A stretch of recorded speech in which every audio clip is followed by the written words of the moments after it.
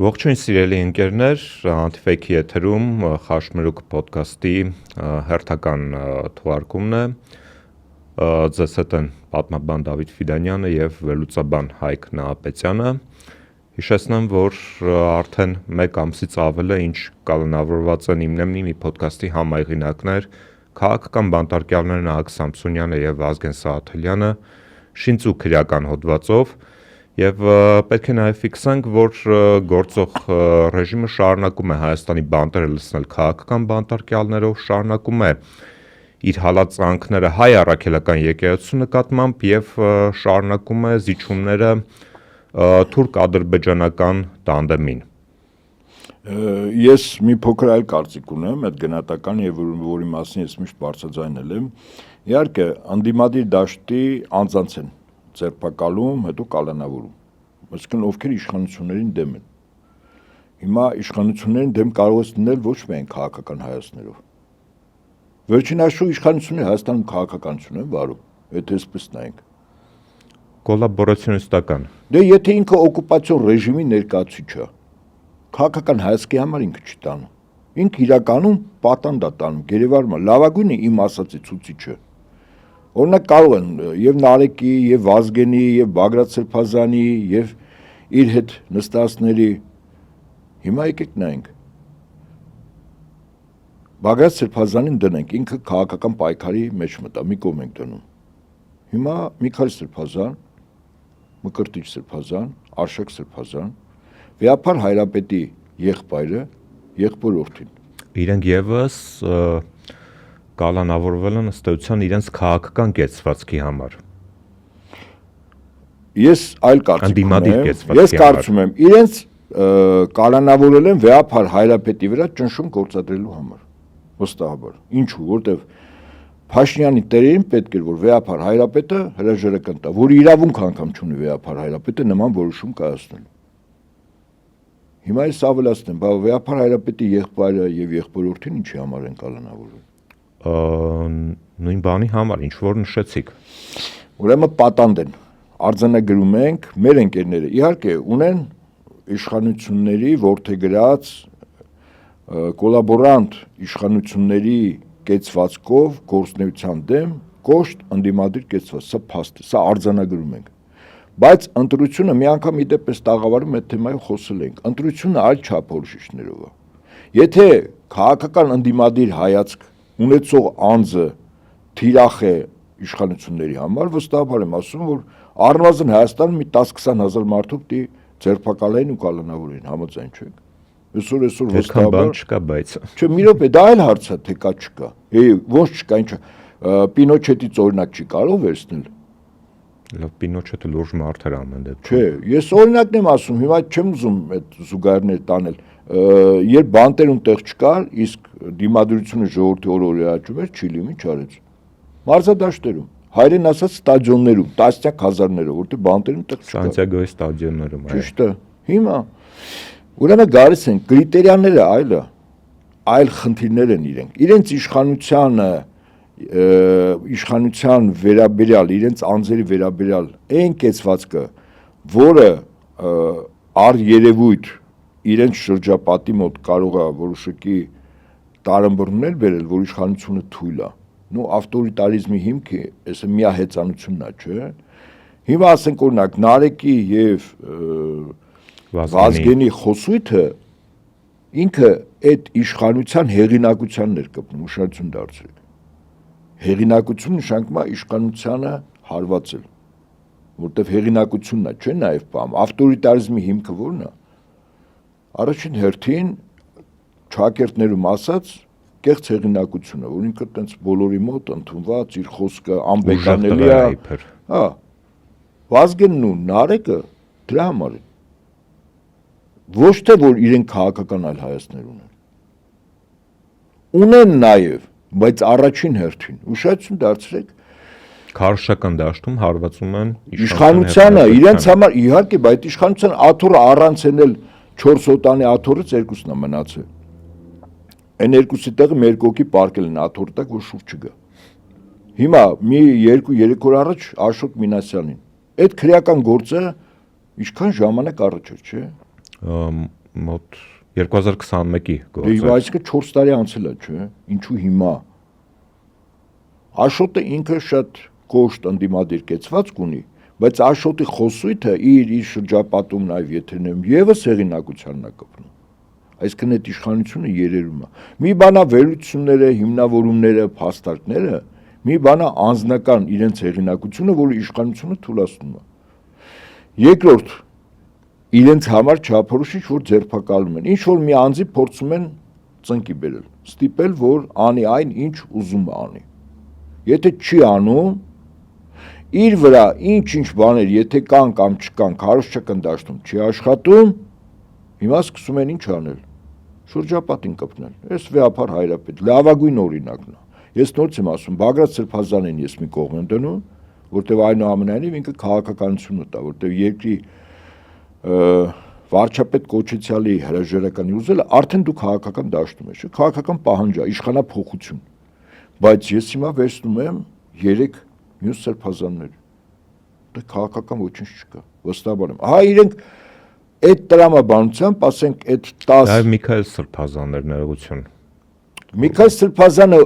բոլոր իշխանությունների ժամանակ իր կեցվածք, այդ թվում եւ Ռոբերտ Քոչարյանի, այդ թվում եւ Սերժ Սարգսյանի ժամանակ իր կեցվածք ասել է։ Այդտեղ ինքը այդպեսին է։ Այսինքն ինքը երևույթները, դեպքերը, իրադարձություններն է գնահատում, որ իշխանության ժամանակ բնականաբար այդ գնահատականը, եթե քննադատական է, թիրախավորում է իշխանությունը, չէ՞։ Հիմա Մկրտիչ Սրբազանը ինչի համար է ձերբակալվել։ Իբր մարդկանց ասել է իր քահանաներին գնացեք միտինգ։ Հասկանում եք դու։ Ավելին ասեմ, վեհապար Հայրապետի դեմ գործը հարուցված եւ վեհապար Հայրապետի դեմ այդ նույն տրամաբանությամբ մի ուխտադրուժ դավաճան խոսեց հանրային հերոստատեսությամբ Գևորգ Սրբազանը։ Ասես վեհապար Հայրապետը մեզ ասել է գնացեք միտինգ, հոյտի պատական չէր ասում։ Այսինքն այն ինչով որ Մկրտիչ Սրբազանն են այսօր կանոնավորի, չէ՞, հող է նախապատասխանում վաղը վեհապար Հայրապետին կանոնավորել։ Եվ հետեաբար եւ Մկրտիչ Սրբազանը եւ Արշակ Սրբազանը չի համար ձերբակալել։ Կա գիտեք, չէ, հիմա ժպիտա, բայց հասկանալի է, չէ՞։ Եվ նորից կամ վեհապար Հայրապետի եղբորն ու եղբորտղուն ինչ են ձեր, ակնհայտ է չէ որ սարկացա։ Այս բոլորը ինչի համար է։ Ճնշման գործիքը։ Այսինքն մարդուն օրինակ հանցագործ աշխարհը, երբ ասենք ինչ-որ մեկից գումար է ուզում ստանա, չի կարողանում ստանալ, այդ մարդու վրա էլ ատամներ չի պատում, ինչ են անում։ Հարազատներից մեկին առվանգում են, չէ՞, պատանդ։ Ասում են գումարը կտաս, հետ կտանք։ Ընդունում ենք։ Դե հիմա շրջապատին։ Դա ասենք ինչ-որ գումարի համար, կամ ինչ-որ կեցվածքների հիմնականում ասենք նյութականի համար է։ Հիմա իշխանությունն էլ ասում է հրաժարական տու վեհապար Հայրապետ։ Թե չէ քո մոտիկներին հերուներին, իդե վեհապար Հայրապետի մյուս եղբոր նկատմամբ էլ է քրեական գործ հարուցված Ռուսաստանի Նոր Նախճիվանի թեմի առաջնորդ Եզրատ Սրբազանի։ Ամենայն հավանականությամբ դա շարունակվելու է վեհապար Հայրապետի հարազատների, մտերիմների, ընկերների մյուս անձած նկատմամբ։ Հիմա ես ինչի համար եմ ուզում, սա շատ կարևոր է, որտեվ անկյունակայինը սա է, որտեվ եթե մենք ճիշտ են գնահատում իշխանությունների քայլերի ամբողջ տրամաբանությունը, մենք հասկանում ենք եւ հակաքայլերը ճիշտ է մշակվում։ Հիմա ուրեմն խնդիրը վեհապար Հայրապետին ստիպել ինչ որ արարքանի, չի անում։ Ասում է չես անում, ես իշխանությունը միշտ կուզեմ կանեմ, կուզեմ կբռնեմ, կուզեմ կճնշեմ, կուզեմ կունե զրկեմ։ Լավ ինչ կապ ունի հիմա, բայց սա մի փոքր մենք խոսեցինք քաղաքական, որ ասում եք, բայց հիմա արերևույթ է, չէ, վեհապար Հայրապետին։ Ես ասում թիրախ վեհապար Հայրապետը չի։ Ինքը ուղղակի ստատուս ունի կարգավիճակ, ամենայն հայոց կաթողիկոս, չէ։ Բայց խնդիրը եկեղեցին է։ Եվ այն քայլերը, որ եկեղեցու հանդեպ անում են, առաջին խոչընդոտը վեհապար Հայրապետն է իր ստատուսով։ Օրինակ 3 որոշում կայացվեց, որ պետությունը այն տարածքները, որը տրամադրել է եկեղեցուն, անհատույց օգտագործման պետական եւ տեղական ինքնակառավարման մարմինների կառավարման ներքո գտնվող։ Դա հետ է վերցնում։ Այսինքն այսպես ասած եկեղեցապատկան հողերը վերցնում են։ Նաեւ Շոաքաթ հեռուստաընկերությունը կառավարության որոշմամբ փակվեց։ Այսինքն սա ինչ է։ Սա եւս ճնշման գործիք է, չէ՞ վեհապար Հայրապետի վրա։ ասում եմ, տես եկեղեցի թուլացնում եմ, հողերը վերցնում եմ։ Հետո վաղը չեմ սուրը էլի չի ազնում հարազատ, էլի հարազատ են բռնում, էլի հոգևորական են բռնում։ Բուն նպատակը ո՞րն է։ Ճնշումը, որպեսզի վերջինս ինչ որ քայլ անի։ Հետաբար այստեղ քաղաքական որույթի բան չկա։ Խնդիր կա անձը խանգարում, հա։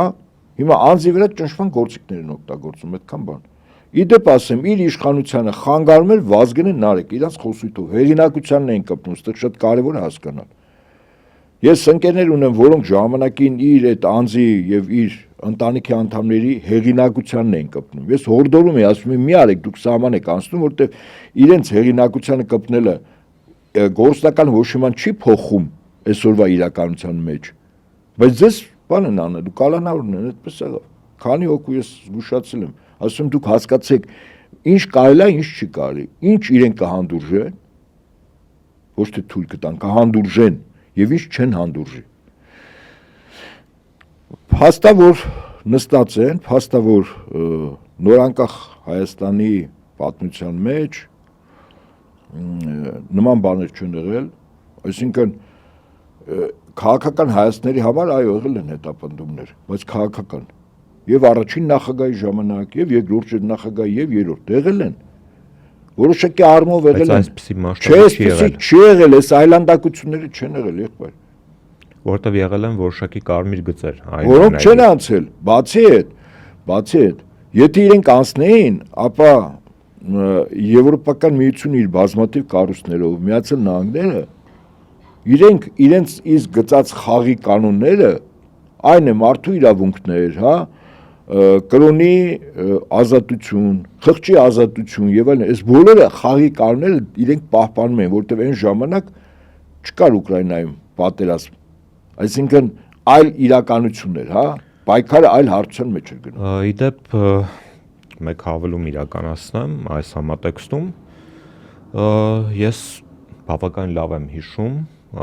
2018-ից առաջ, երբ Հայաստանում մեկի մազը մի թեթև ծռվում էր, անմիջապես հայտնում էր ԵՄ դեսպան Պյոտր Սվիտալսկին, որը բավական կոշտ հայտարարություններ իրականացնում եւ ես հիշում եմ, որ 2018 թվականի մայիսի 6 կամ մայիսի 7-ն էր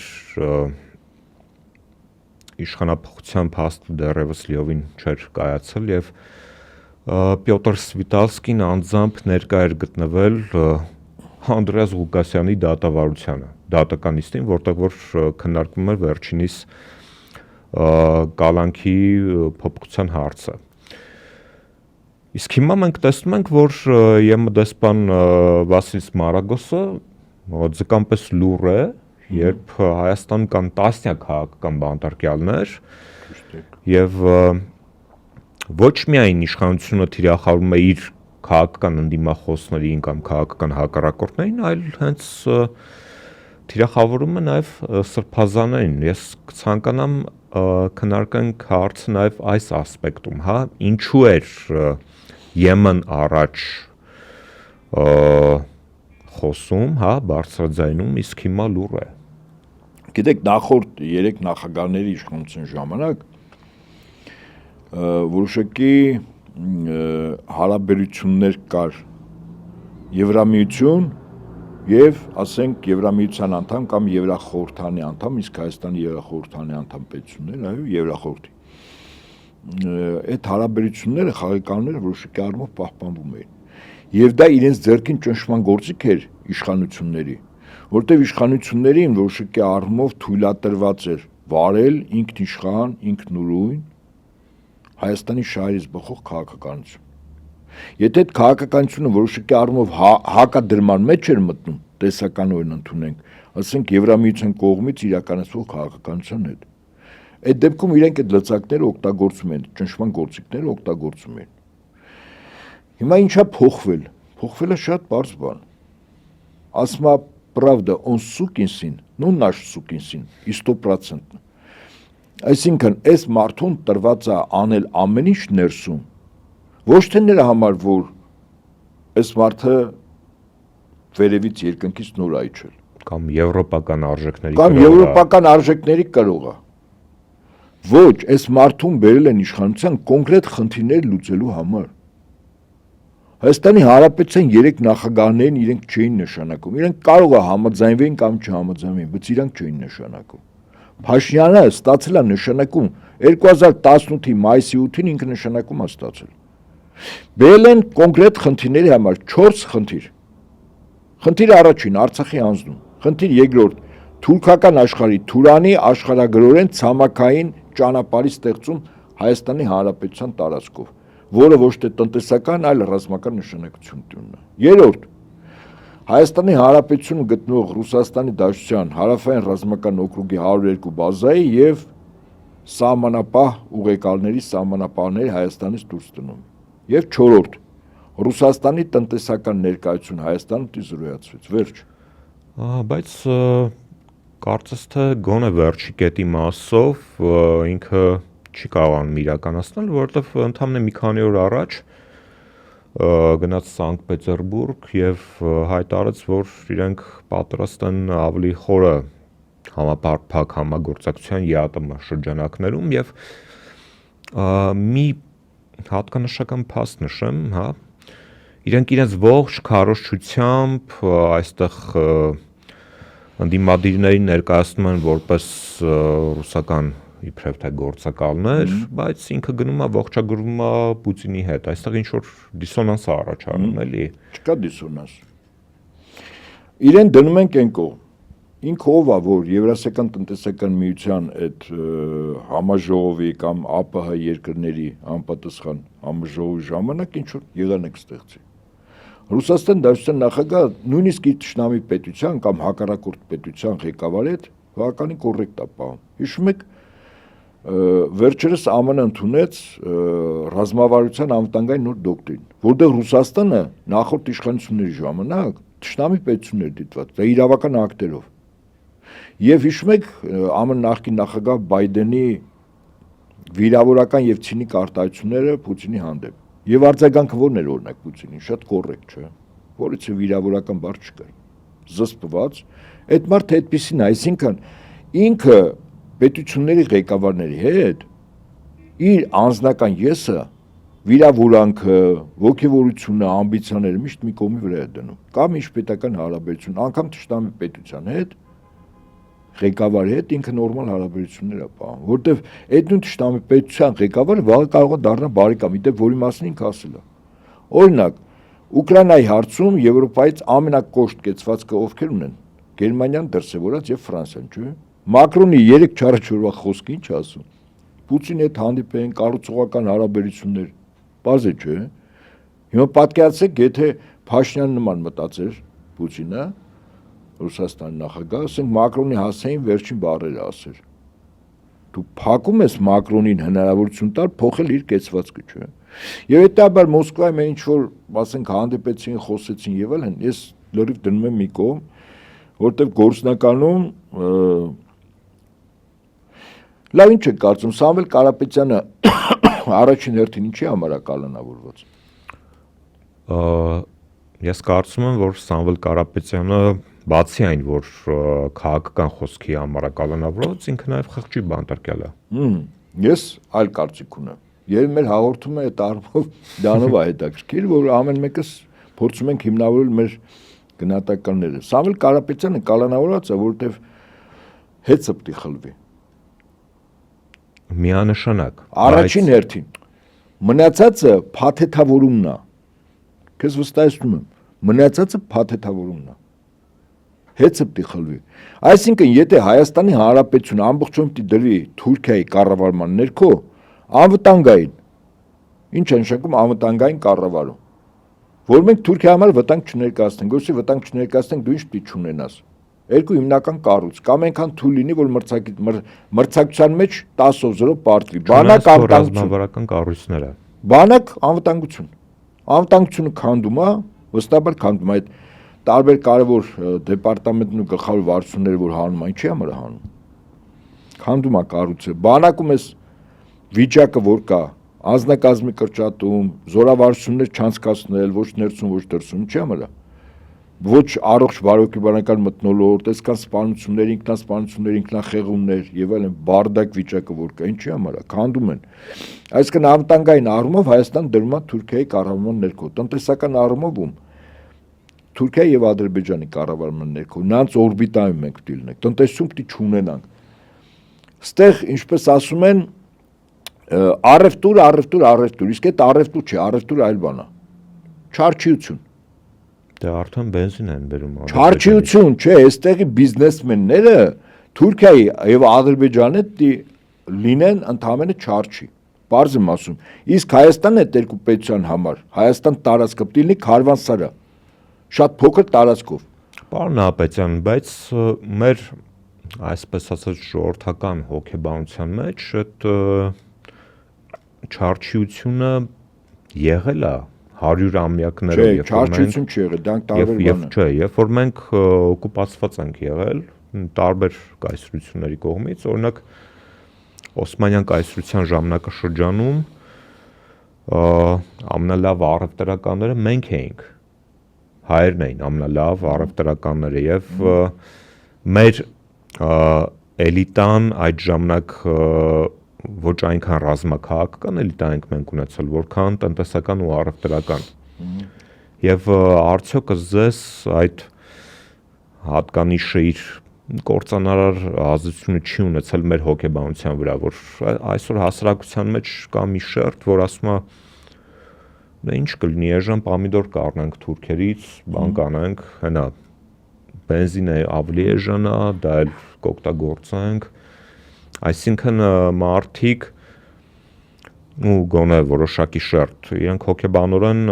պատրաստ են այդ նվաստացմանը, ինչա թե իրենց ստամոքսը կուշտ լինի։ Ուրեմն առևտուր եւ չարչություն դրանք որակապես եւ էապես տարբեր բաներ են, ասեմ։ Օրինակ Չինաստանը ժամանակին որպես մետաքս արտադրող երկիր մետաքսի ճանապարհ ստեղծեց, որպեսզի իր արտադրանքը, որը աշխարհում միայն ինքն էր կարողանում արտադրել եւ մեծ արժեք ուներ, առևտուր աներ։ Առևտուրի իմաստը գիտեք որն է, որ մի ապրանքը տալիս եմ, տեղը վերցնում եմ ուրիշ ապրանք։ Եվ բանակցում եմ, թե իմ ապրանքի արժեքը, ասենք ոսկով կամ արծաթով ինչ արժի, քոն ինչ արժի։ Հարաբերակցություն, հիմա կուրս, այսպես ասած կուրսը։ Այսինքն առևտուրը դա ապրանքով փոխելն է, բարձր եմ ասում, քո արտադրածը այլոց արտադրածով փոխանակում ես, առևտուրը այդ է։ Չարչիությունը դա վերավաճառումն է։ Նույն ապրանքը այստեղից վերցնում ես, տանում ես 100 մետր ենկում, ավելի թանկ գնով վերավաճառում ես։ Ես հենց դա նկատի ունեմ։ Մենք այդ ասպեկտում ենք։ Ուրեմն նայեք, առևտրի մեջ ես հին խոսք կա դարերով եկած ազնիվ ինչպես հայ առևտրականները։ Ազնիվ ինչպես հայ առևտր։ Ամենահայտնի վերջին ասենք 17, 18, 19-րդ դարերում հայ խոջաներն են եղել, որոնց կենտրոնը գլուխը Բրիտանիան դժվարությամբ էր գտնում Նախիջևանն էր, որ հետո 20-րդ դարի սկզբին իմացան այդ ընտանիքներն էր, հայկական ընտանիքներ, այդ մարդիկ բան էին անում, ինչպես ասում են, եղանակ են ստեղծում աշխարհում։ Ծովահենները, Բրիտանիան ծովահեններ էր վարձում, որ հայկական առևտրային նավերի վրա գրող լինի ոչնչացնի, որի համար հրեա Մորգանը ստացավ սրի կոչում, որտեղ հիմնականում հայկական նավատորմը, առևտրական նավատորմը գրոհում էր ավազակների կողմից, որի ավանգարդում Մորգան էր։ Իդեպ այդ նույն Մորգանը սրի կոչում է ստացել Բրիտանիայի թագուհու կողմից, հայկական նավերը խորտակելու համար, որպես իրենց մրցակից։ Առևտուրը դա է։ Չարչությունը, երբ որ նույն ապրանքը դու ոչ մի բան չես արտադրում, առևտրի իմաստը գիտեք որն է, երբ որ դու ինչ-որ մի բան ես արտադրում, հետո այդ արտադրանքը տանում ես, փոխում ես կամ վաճառում ես։ Դու վաճառել ասելով հետո փող հետ չես բերում։ Վաճառելուց հետո եթե արծաթ ու ոսկի ես տանում, նախկինում, այլ ապրանք ես առնում բերում, քո շուկան լցնելու։ Չարչությունը դա վերավաճառումն է, որը իդեպ խորհրդային տարիներին գիտեք, առևտուրը արգելված չէր, բայց վերավաճառումը օրենքով քրեորեն պատժել էր, հետաքրքիր չէ՞, քրեորեն պատժել էր չարչիությունը։ Այս մարդիկ իրաց բնույթով չարչի են, ոչ ավել ու ոչ պակաս։ Հիմա թուրքական կամ ադրբեջանական բենզին, որ ադրբեջանական բենզին միշտ էլ մտել է այստեղ։ Հիմա այլ խնդիր է, թե ինչու, այսպես ասենք, աղմուկ բարձրացավ։ Հիմա ոնց որ ադրբեջանցին իր բենզինը, ասենք, արժի $0.5 ադրբեջանցին իր բիզնես պարտներ հայի հետ բերում աստեղ վաճառում է $1, օրինակ եմ ասում։ Բայց նույն ապրանքն է, չէ, ընդամենը հեռավորության վրա տեղափոխվում է, նույն ապրանքը բերում վաճառում է, չէ։ Ասել կուզեմ, առևտուր չի դա, ապրանք չի փոխանակվում, ընդամենը Ադրբեջանում վառելիքը մտնում է Հայաստան, դա չարչիությունն է, վերավաճառում, հա, սրանք իրենց բնույթով չարչի են, այսօր չարչիների իշխանությունն է, այն որ Ալենը Սիմոնյան ասում է առևտուր կանենք, չէ, դու առևտուր չես անի, դու չարչիություն ես անելու, եւ հետո Հայաստանը մեծ հաշվով, եթե մտնում է անվտանգային եւ տնտեսական առումով Թուրքիայի գերիշխանության ներքո, դու ինչ ես դառնում, վիրակացորդը, այստեղ մի հատ խանգարող գործում կա,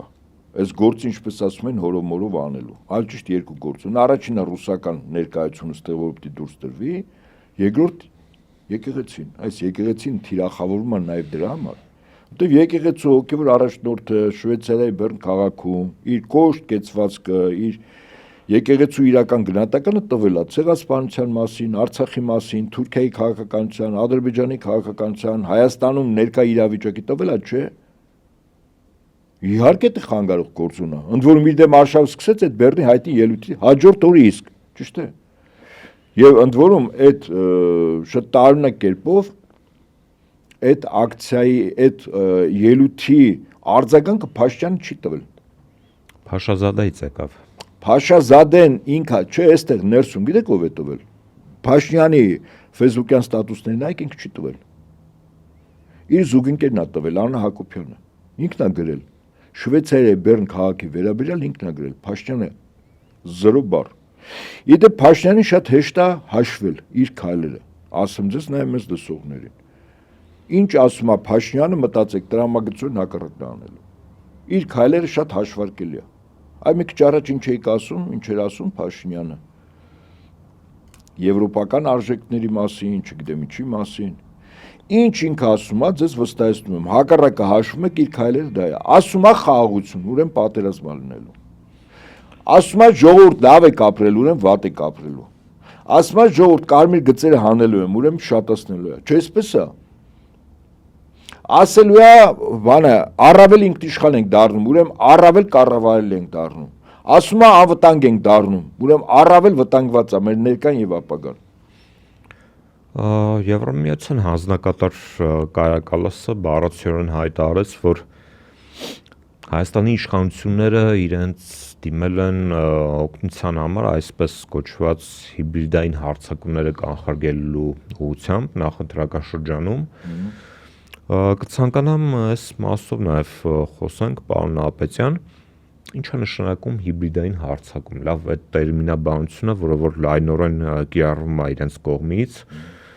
ընդդեմ ընդդիմադիրների, ես նշեցի, որ իրենք բոլորիս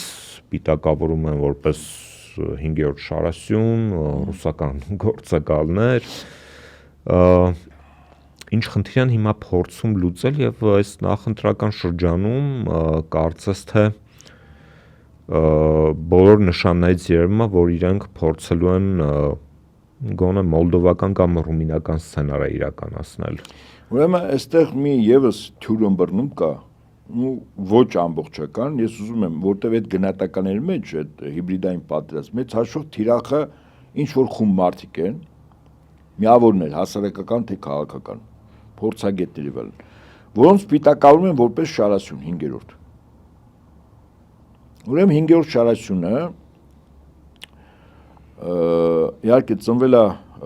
39-ին Ֆրանկոյական Իսպանիայում, այո։ Բայց եկեք մեր այսօրվա իրողության մեջ ինքը երկու հստակ կրիտերիա ունի։ Երրորդը չկա։ Ուրեմն առաջին կրիտերիան, երբ դու կամ քո ղեկավարած կազմակերպությունը ֆինանսավորվում է բաց, ոչ թե փակ։ Փակ արդեն գործակալն ես, թաքուն, բաց այլ երկրների ինչ որ կառույցների կողմից, լինի հումանիտար, լինի մարդու իրավունքների պաշտպանություն, լինի էկոլոգիական, եթե դու ունես ֆինանսավորում, լինի միջազգային, ասենք ԱՄՆ զարգացման միջազգային գործակալություն, չէ, ամենամեծ Սորոսի ֆոնդը, եթե այսպես ասենք, դա ԱՄՆ միջազգային զարգացման գործակալություն USAID-ն է։ Ինքն է ֆոնդ, որը իր ազդեցությունը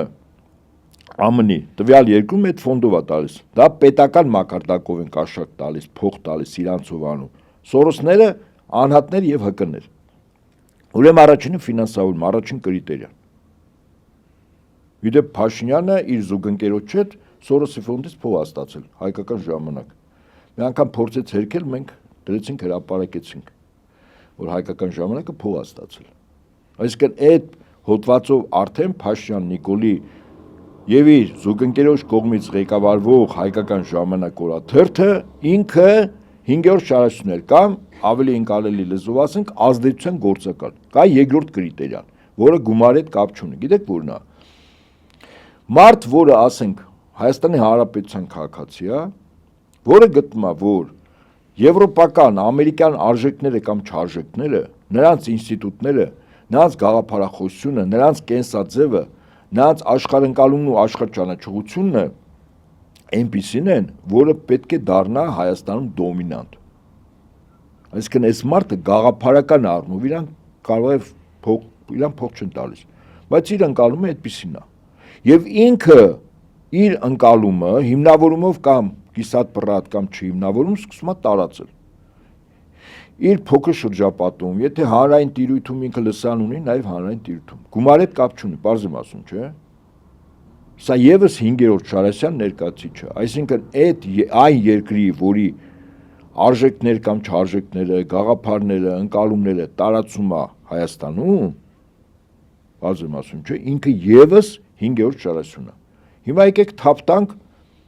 իշխանության այսպես կոչված վարչապետ Աթոռի նստած անձից մինչև որտեղ, իշտենք, մինչև ԺԵԿ-ի պետ։ Ամբողջովին 5-րդ Շարասյունն են, չէ՞։ Մի մասը արմենիական, հստակ ուղղությամբ բրիտանական, ֆրանսիական, գերմանական, թուրքական, ադրբեջանական։ Հələ ես չեմ ասում գումարային առումով, արժեքային, չարժեքային, եթե դանել գումարին գումարների պահով, թե ինչ գումարներ են ստացել։ Փաշինյանի ամբողջ շրջապատը այդ գումարների վրա են ստացել։ Արմեն Գրիգորյանը այդ ինչ ֆոնդերից էր, անվտանգության խորհրդի քարտուղարի պարտականություն կատարող անձը։ Դեռ Ռուբեն Ռուբինյան ընդհանրապես մի օր չի աշխատել, գնացել սովորել, իր համար Հայաստանը պիտի իհարկե իր համար Հայաստանը պիտի ինտեգրվի Թուրքիային, ասենք լավագույն դեպքում մի հատ վիլա է դառնա, լավագույն դեպքում։ Իսկ ինքը եւս 5-րդ Շարասյան ներկայացուցիչ է Հայաստանի Հանրապետությունում, որը սպասարկում է, կարող է իրեն ընդհանրապես գումար չնել տվել։ Բայց այնինչ ինքը հիմա անում է, ինքը Թուրքիայի շահերն է ստեղ սպասարկում։ Օկուպացիոն ռեժիմները դյուրին կերպով ստեղծում է, գիտեք երբ 5-րդ Շարասյան գաղափարական վեկտորը կրող անձինք շատ են եւ մոտիվացված են։ Ներսից բաց են։ Իրենք են, այսպես ասենք, այն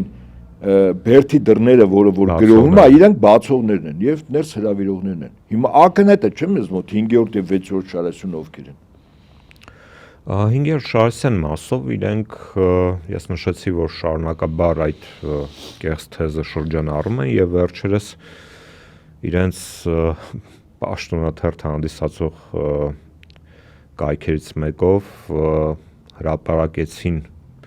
փաստաթուղթ Եզրաս arczepiskopos-ի իբրև թե պակ գործակալ լինելու մասին։ Կցանկանայի նաև այս ասպեկտում քննարկումը շարունակենք, տեսեք, սովետական միության ժամանակաշրջանում կար Pravda օրաթերթը, որը որ բավականին հայտնի համբավ ուներ հայ ժողովրդի շրջանակներում, ընդ որում բացասական համբավ, որովհետև իր անվանը համահունչ չէր գործում, այդ ժամանակ տարածված էր հետևյալ խոսույթ, Pravda говори правду։ Հիմա ըստ էության Փաշինյանական այդ քարոզչամիջոցները կլինի Հայկական ժամանակ կամ Civic դասական առումով իրենց Pravda օրաթերթերն են դարձել։ Եվ հրապարակում ընկեղծ փաստաթուղթ, որը որ փորձագետները նշեցին, որ դա ակնհայտորեն կեղծ փաստաթուղթ է եւ որն է նրանց խնդիրը ձեզ։ Ես կարծում եմ, որ բացի այն, որ հերթական անգամ դրանով փորձ էր արվում թիրախավորել եկեղեցուն, նաև ուժային կառույցի հեղինակազրկման խնդիր էր։ Գիտեք, այստեղ այդ հրապարակումը խորհելի տեղիք է տալիս, որտեղ մի քանի թիրախներ է խփում։ Ընդ որում ռազմավարական առումով է, ոչ թե այս պայն ինչ որ արդյունք ստանալու, որտեղ ակնհայտ է, որ կեղծիք է, ակնհայտ է, որ տպվեց ՊԱԿ-ի վերջին ղեկավարներից Չեբրիկովի կարգադրությունը, թե ինչպիսին պիտի լինեն բլանկը, որտեղ որ տվյալները պիտի լրացվի, որից աղերս չուներ։ Այդ բլանկի նշած ընդ որում մինչև 2000-ականների սկիզբը մեզ մոտ անկախ Հայաստանի ԱԱԾ-ում, որքան որ հրապարակվել է եւ որոշակի առումով ես այդ հրապարակումները հիմք ընդունելով ասում եմ, որ ռուսերեն լեզվով է արել։ Դե հայերենով է գրած, բա լավ հրապարակողը չի իմաց։ Հետո նաև տեղեկություն հրապարակվեց, որ երկու ամիս առաջ Civic-ը դիմել է ԱԱՑ, ինչ որ թղթեր ստանալ, այնտեղ ուղարկել են նատրի բուկվի, որտեղ այդ թղթերի վրա գաղտնիության դրոշ կա, գրիֆ կա վրան խփած։ Լյուստրացիայի օրենք լինի, նորի ժամանակ կորոշեն տալ, թե չէ, ոնց որ մեր Բալտիկայում կա այդ օրենքը։ Տպում են, բայց ոչ բոլորն չեն բացահայտում։ Հիմա որն է վտանգը։ Ուրեմն պատկերացրեք, ինքը հատուկ ծառայությունները ունեն գործիքակազմ իրենց գործունեության համար։ Այդ գործիքակազմի կարևորագույններից մեկը գործակալական ցանցն է, որտեղ մարդկանց հավաքագրում են մի մասին գաղափարական առումով, մյուս մասին վարկաբեկող նյութերի հիման վրա, որտեղ մտրակն է, տալիս է նաև բլիթը, գումար, բարձր մասում, չէ՞, առաջինը գաղափարական առումով։ Օրինակ Բրիտանիայում հայտնի խորհրդային միության վրա աշխատող անձինք են եղել, հայնական պատերազմի ժամանակ դրանից հետո։ Այդ մարդիկ գումարով չեն աշխատել, այդ մարդիկ կամավոր են, ոսկ իրան գաղափարականացված են։ Հիմա գործակալական ցանց, պատկերացրեք երկու տեսակն էլ կա, ցանկացած պետություն անհիշելի ժամանակներից դա ունի։ Հիմա եթե դու առանց օրենքի ապօրինի ձևով ինչ-որ մի բան ես հրապարակում, հիմա նրանք ովքեր որ Հայաստանի Հանրապետության հետ համագործակցության ինչ-որ բաներ են ստորագրել, ասենք մտածում են, վաղը չմիսուրը կարող է մերը դնեն հրապարակեն։ Պատկերացնում եք ամբողջ գործակալական ցանցը հարվածի տակ է դրվում։ Մեկ, երկրորդ, հարվածի տակ է դնում նաև պոտենցիալ են մարդկանց։ Իսկ փյուրս աշխարհ, ես միայն Հայաստանի մասին չեմ ասում, որոնք ցանկանում են իշա մեր երկրի, մեր պետականության, մեզ օգուտ տալ։ Այդ մարդիկ չեն գնալ համագործակցության, բարձր եմ ասում։ Այսինքն հասկանում եք այս թղթի կտորի հրապարակման ականի չափը։ Սա առաջին, երկրորդ։ Սրանով Փաշինյանը իր կողմնակիցներին ասում է, որ ուրեմն ցանկացածիդ վրա ունեմ, ով որտեղ ինչ հաստորագրե եւ այլն։ Ունեմ, դոսեն ունեմ։ Խելոք չմնացիք, հրապարակում եմ, վարկաբեկում ենք, հետո մի հատ քրեական գործ ենք հարուցում ու հայդե գաղութ։ Սա երկրորդ։ Երրորդ։ Ազգային անվտանգության ծառայությունն է կազմաքանդում, ռեալ եմ ասում, որովհետեւ կազմաքանդման երկու ձև կա, առաջին փակում են այդ հաստատությունը, ոնց որ 18-ին գյուղնախարարություն, Սփյուռք մշակույթ, փակեցին ու վերջ։ Երկրորդ ձևը գործընթաց են տանում, այսինքն նշանակում են դիլետանտ ղեկավար, բանից չհասկացող, քանդում են այդ ինստիտուտը ինչպես։ Այդ ինստիտուտի ամբողջական արդյունավետ աշխատանքի համար պետք են ինչ-որ վարչություններ ստեղծված, որը տարիների, տասնյակ տարիների ընթացքում փոխակերպվել է անվանումը, գործառույթ եւ այլն, որ իրար հետ համագործակցված աշխատեն։ Այսինքն դեռ ցանկացած վարչություն ինքը տենց վերացած ավտոնոմ կերպով չի աշխատի։ Միշտ համագործակցություն է եղել։ Հիմա կարևորագույն վարչություններ հանել են ԱԱԾ-ից։ Արտաքին հետախուզությունը քննչական կառույցը, պետական պահպանության ծառայությունը, բարձր եմ ասում։ Էլ ինչ որ կառույցներ, հակահետախուզությունը կհանեն, ասենք թողելու են միայն մի գլխավոր վարչություն կար կամ դեպարտամենտ, կոչվում էր Ահաբեկչյան դեմ պայքարի եւ սահմանադրական կարգի պահպանության վարչություն։ Այդ մեկը կթողեն։ Իրա պրասլուշկայով գաղտնալսում սիմյորկան էլի, այսպես ասենք, որի նպատակը ո՞րն է լինելու, հետապնդում քաղաքական հայացքների համար, ընդդիմադիր Հայաստանի Հանրապետության քաղաքացիներին։ Ձերբակալություններ, գաղտնալսումներ, զգուշացումներ եւ այլն։ Այդ մեկն են թողելու։ Այսինքն ես երրորդ խնդիրը դրեցի, որ ԱԱՑ-ն քանդման շեմին են տանում։ Բա եթե մեր անվտանգությունը պետք է Թուրքիայի արտաքին հետախուզություն ապահովի միտը, Հայաստանը պետք է 1000 տարի ԱԱՑ-ը։ Թե այդպես չի, մի քիչ առաջ ասում է, չէ՞, որ Հայաստանը մտցնում են Թուրքիայի ամբողջովին կառավարության տիրույթ։ Հաջորդը նոր, տեսեք, ես 3 դրվագ ասի, հիմա գամ Բագրատ Եզրատ Սրբազանին։ Թիրախավորում են անձի, որը Ռուսաստանում է։ Ասենք Ռուսաստանում է հետո։ Ենթատեքստով էլ ինչ որ երկրների ասում է հատուկ ծառայությունների հետ համագործակցում, ինչ։ Գիտեք, ասենք որ սրանց վրա շորերը որ թափ տաս, հազարատ բանկ թափի, իրանց արած պղծություններով։ Եվ իրենք դեռևս մատ ուրիշի աշտ են կողում։ Որ սրանց թափ տաս, ամեն մեկը երևի մի քանի երկրի համար ղազագիր է ստորագրել։ Մեկ չէ, կրկնակի, եռակի, քառակի գործակալներ են։ Եվ թիրախավորելով Եզրատ Սրբազանին երկու նպատակ են հետապնդում։ Առաջին, որ վեհափարի եղբայրն է, ճնշում, մեր խոսքի սկզբում ասենք, այո։ Երկրորդ, որ Ռուսաստանում է եւ բական լուրջ կշիռ ունի։ Ռուսաստանում այն պարգևը բարձրագույն, որ ինքը ստացավ Ռուսաստան նախագահի կողմից, ասեմ ձեզ, իրենց բացի երկու անձ է ստացել։ Մեկը պատրիարքը Կիրիլը, մյուսը մուսուլմաններից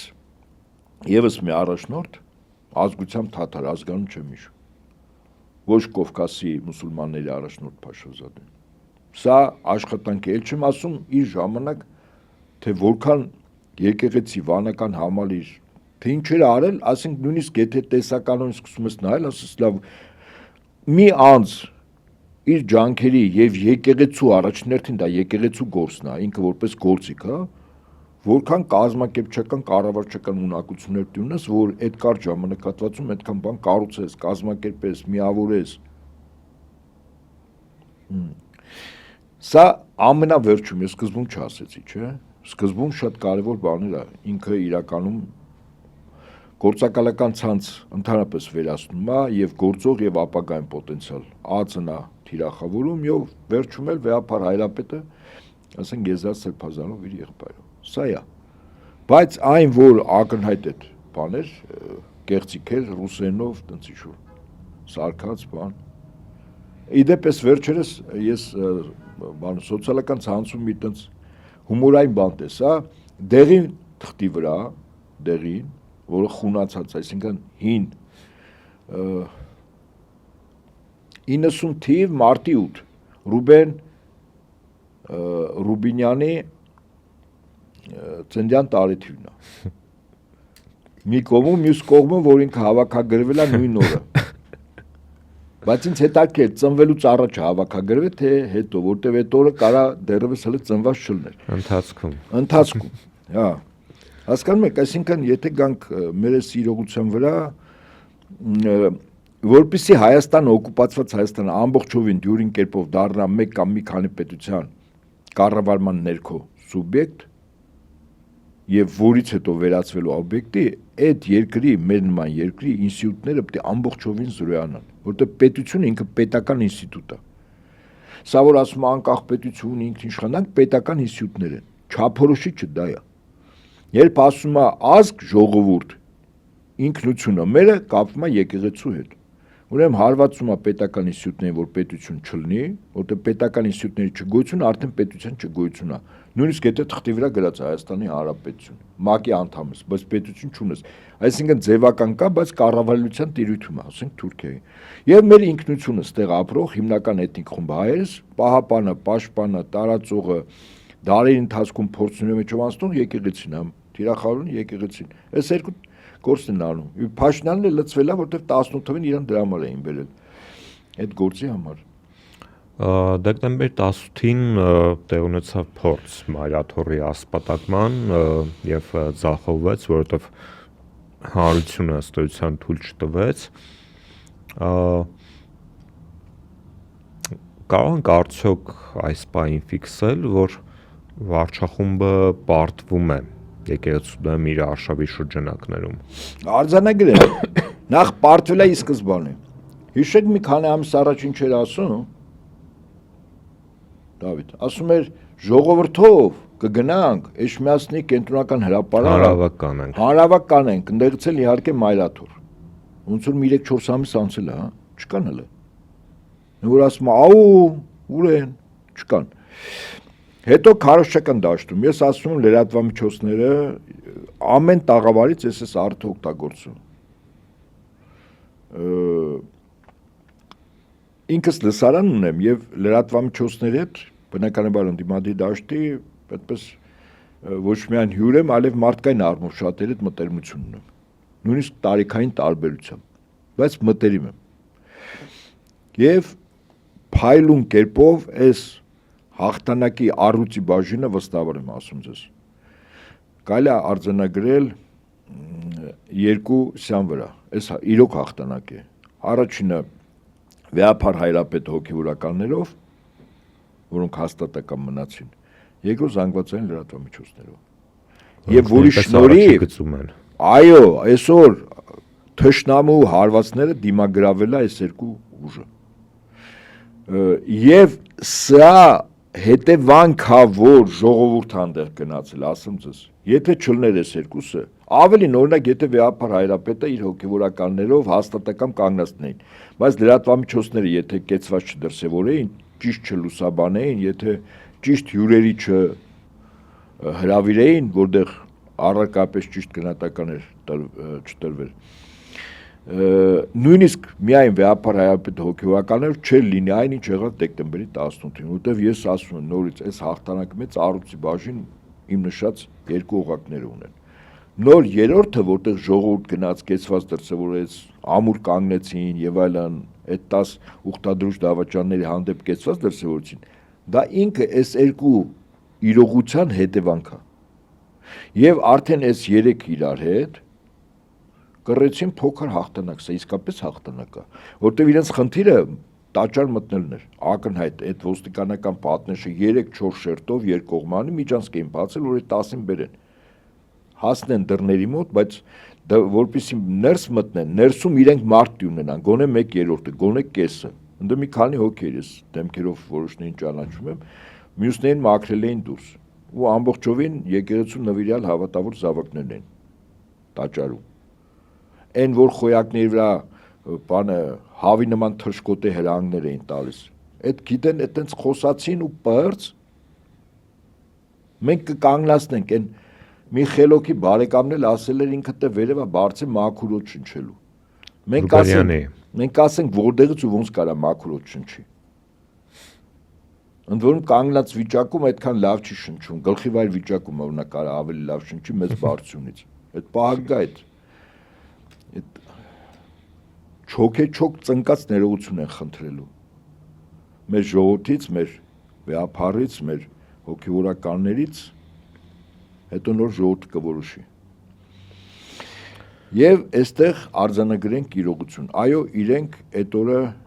նախ իրենց բուն խնդիրը Գերագույն հոգևոր խորհրդի նիստը ձախողելն էր, որտեղ այդ օր նիստ եղավ։ Եվ 3 այդ 10-ից 3 թեմակալ առաջնորդ կարգավիճակից զրկվեցին խորհրդի անդամության։ Իրենք եկել էին դա ձեռի հետ էլ որ մտնեն պատկերացնում եք, ասենք եթե մի 152 հոգին, մեր 152 ոստիկան ԱԱՑ համազգեստը փոխած լծվեին այդ տաճարի փոքր տարածքը։ Բնականաբար Վեհափար Հայրապետ նկատմամբ վստահաբար բռնություններ գնալու, թե այդ բռնության հետևանքով ինչ կլներ, ես դժվարում եմ ասել։ Այդ թվում նաև ես գնահատում եմ վատ թարագույն տարբերակը, որը կվերագրվեր քաշքշոցի հետևանքով, այնտեղ ստացվեց էլի, հիմա տենց էլ անում էլի քաշքշոցի հետևանքով ինչ որ վատ արագ, ոչ տեսանք որ ուրեմն արձանագրում ենք սա ձախողվեց։ Հիմա ինքը նորից կփորձի։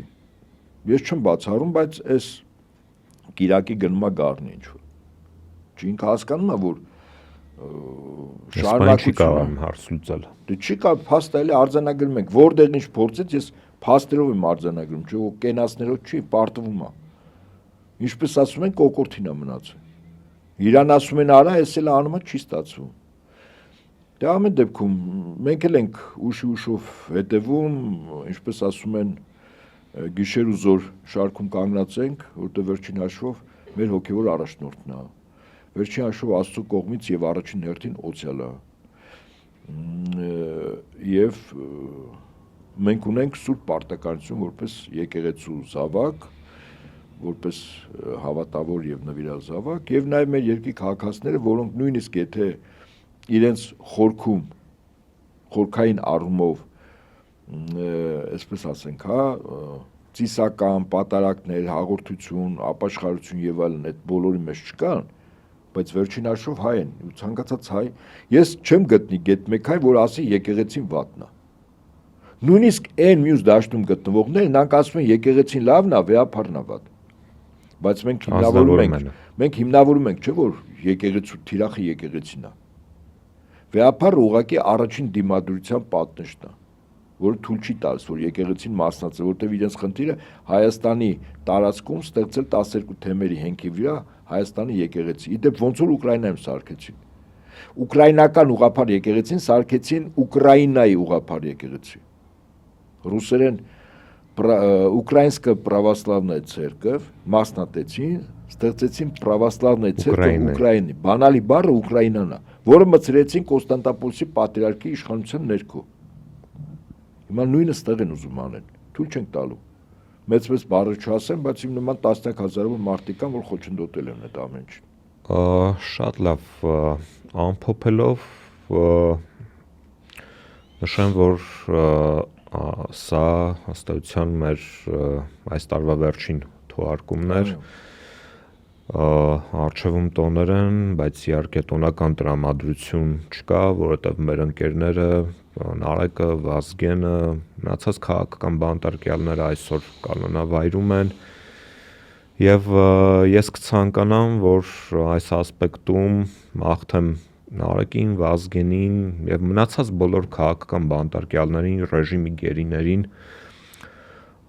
ազատություն եւ շուտապույտ ազատություն եւ հաղթանակներ գալիք տարում արդեն մեր ողջ ժողովրդին այս ազգակործան ռեժիմի դեմ պայքարի համատեքստում, որովհետեւ այսօր սա էգզիստենցիալ հարց է ըստ էության, որտեվ Հայաստանը որ ապրի, սրանք պետք է գնան։ Ես երկրորդում եմ քո կեցվածքին եւ ընդհանրապես ավելացնեմ հետեւյալը։ Մեզ մոտ մի փոքր հավաքական առումով մեր ժողովրդի մեր երկրի քաղաքացիների թյուրըմբռնում կա, որ այն ինչի մեջ հիմա մենք գտնում ենք, դա անբնական վիճակ է։ Օրինակ մրցակցությունը միջանձնային հարաբերություններում, օրինակ նույն եղբայրները ընտանիքում հաճախ շատ հարցերում մրցակցում են։ Նույն հիմնարկում աշխատողները մրցակցում են, եւ դա բնական է, եւ դա նորմալ է։ Փող լրացնելով մրցակցում են, բայց մրցակցություն նաեւ պետությունները։ Մրցակցում է իշխանություն ընդդիմությունը, բայց մրցակցության կոշտ ձև կա, որի անունն է պատերազմ։ Պատերազմ տակ գետնի վրա, որ օրինակ Ուկրաինայում ինչ տեղի ունենում, ինչ տեղի ունեցավ 44 օրյա, եւ սառը տեղեկատվական, ֆինանսական եւ հոգեվոր։ Հիմա մենք այս պահին, որտեղ որ գտնվում ենք Հայաստանի Հանրապետությունում, գնում է տեղեկատվական եւ հոգեվոր պատերազմ։ Եվ եթե մենք ընդունենք, որ այդ մրցակցությունը բնական է, ինչպես կյանքի ցանկացած ոլորտում, այնպես էլ ավելի խիստ ձևով դրսևորած, որի անունը որակվել է որպես պատերազմ։ Եվ ըստ այդմ ես ասում եմ, սա պետք է ընդունել բնական, ֆորս մաժորային վիճակներ են, առավել այսպես արդյունք ակնկալող մեկը հաղթում է, մյուսը պարտվում է, միջանկյալ չկա։ Եվ եթե ընդունենք, որ սա բնական, ուրեմն բնական ձևով այնպես տանենք, որ մեր հակառակորդները պարտվեն, այդքան բան։ Սիրով լցվենք, համբերություն մեր տղաներին, ընկերներին, ավակ ընկերներին, որոնք այսօր անազատության մեջ են, ես էլ շատ ընկերներ ունեմ, եւ հավատով առ Աստված, որտեվ Տեր ասում է եւ արդարությունը եւ ճշմարտությունը ինքն է Հիսուսը։ Մենք էլ այդ ճշմարտության ու արդարության մեջ ենք։ Եվ անենք այնպես, որ միշտ լինենք Աստծո հետ։ Եվ եթե մենք լինենք Աստծո հետ, եւ եթե մեր կյանքում Աստված իր տեղում լինի, մնացած ամեն ինչ իր տեղում կլինի, այսքանը։ Սիրելի ընկերներ, ինչպես նշեցինք, սա Խաշմերուկ պատմաքաղաքական ոդքասթի այս տարվա վերջին թողարկումն էր, շարունակեք մնալ Anti-Fake-ի հետ, Anti-Fake-ի բոլոր քաղաքական պրոդուկտների հետ, շարունակեք աջակցել մեզ, լայքել, տարածել մեր հաղորդումները եւ ինչպես նշեց պարոն Նահապետյանը, սա իրականում տեղեկատվական եւ հոգեվոր պատերազմ է եւ մենք ձեզ մաղթում ենք գալիք տարում ուժ եւ կորով դիմագրավելու բոլոր փորձություններին եւ հաղթանակած դուրս գալու համար։